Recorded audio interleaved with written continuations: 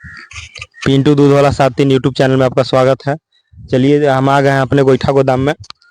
और हम देखिए, इसको गोईठा, वारी या उपला भी कहा जाता है, आपको नज़र आ रहा होगा।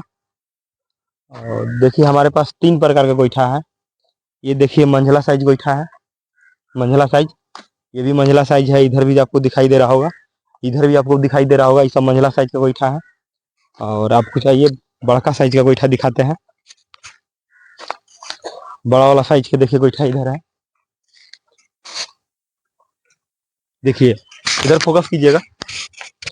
देखिए ये सबसे हमारे हमारे पास का सबसे बड़ा साइज का गोईठा है, देख सकते हैं, सबसे बड़ा साइज का गोईठा है। और सबसे छोटा साइज वाला भी हम आपको गोईठा दिखाते हैं।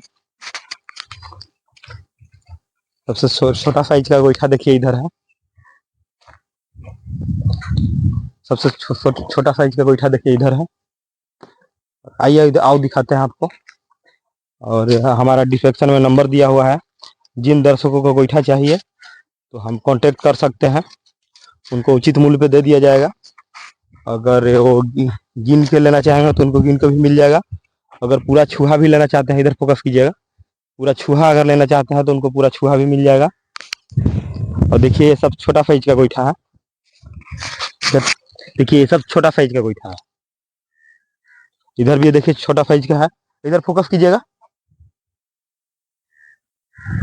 इधर फोकस कीजिए, इधर देखिए ये सब छोटा साइज का गोईठा है, आप देख सकते हैं।